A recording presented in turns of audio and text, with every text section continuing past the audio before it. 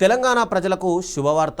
Warangal Mamnoor airport పనులు త్వరలో ప్రారంభం కానున్నాయి. కేంద్ర విమానయాన శాఖ మంత్రి కింజరపు రామ్మోహన్ నాయుడు ఈ విషయాన్ని స్పష్టం చేశారు.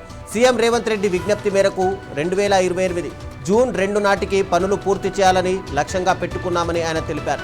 ఇక తెలంగాణ రాష్ట్ర అవతరణ దినోత్సవం నాటికి విమానాశ్రయాన్ని ప్రజలకు అందుబాటులోకి తేవాలని సీఎం రేవంత్ రెడ్డి కోరారు. దీనికి సానుకూలంగా స్పందించిన మంత్రి రామ్మోహన్ నాయుడు లక్ష్యంలోపు పనులు పూర్తి చేయాలని అధికారులను ఆదేశించారు.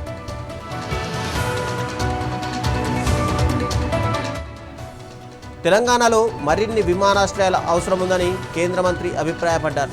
ఆదిలాబాద్ విమానాశ్రయాన్ని కూడా పరిశీలిస్తున్నామని చెప్పారు. అయితే ఆదిలాబాద్లో రక్షణ శాఖ భూములకు సంబంధించిన సమస్య పరిష్కారం అయ్యాక తుది నిర్ణయం తీసుకుంటామని నాయుడు వెల్లడించారు.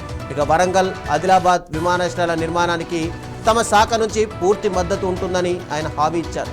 వరంగల్ విమానాశ్రయం కోసం తెలంగాణ ప్రభుత్వం ఇప్పటికే 253 ఎకరాల భూమిని అప్పగించింది. బౌండరీ వాల్, రన్వే కోసం టెండర్ ప్రక్రియ కూడా మొదలుపెట్టారని తెలుస్తోంది.